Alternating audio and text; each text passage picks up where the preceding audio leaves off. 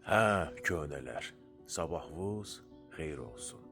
Deyirəm ki, köhnə olmaq o demək deyil ki, ölüb getməliyik. Hələ döyür, düzdür?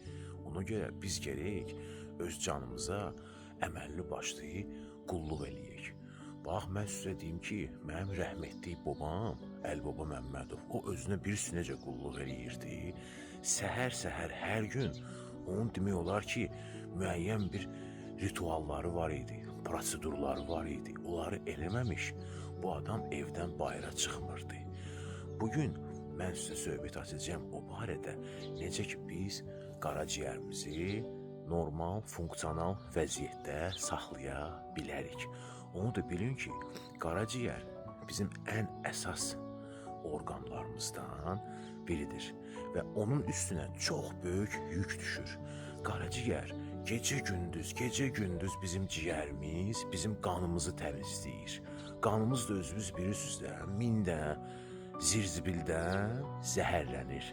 Yəni burada qidaların aşağı keyfiyyət olmağıdır, içki içməkdir, siqaret çəkməkdir. Yəni qanımız zəhərlənir, bu yandan isə həmin qaraciyər onu təmizləyir. İndi biz necə eləyək ki, qaraciyərimiz həmişə saz vəziyyətdə qalsın?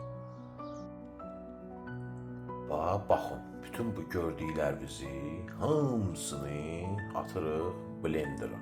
Yəni burada nədir?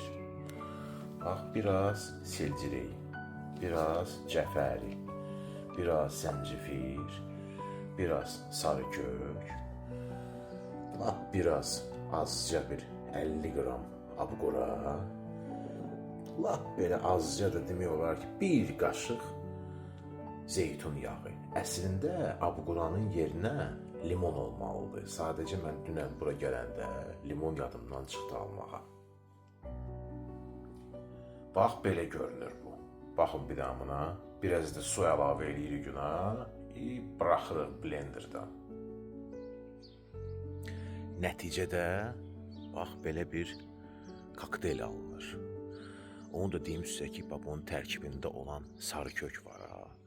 Sarı kökün insan üçün, insanın bədəni üçün, insanın sağlamlığı üçün çox böyük faydası var. Kimin məsələn şəkəri var, səhər-səhər artıq sarı kök o qəbul edəndə, sarı kök onun bütün günü şəkərini təmizləyir. Amma bir məsələ var, sarı kök istiotsuz, yəni nəsə bir istiotlu bir maddə olmalıdır. Mən burada görürsünüz zəncəfil istifadə elədim. Onsuz öz xüsusiyyətlərini açmır. Yəni nəsə bir kiçik acılıq olmalıdır. Bu qədər qəlbdən qəlbə.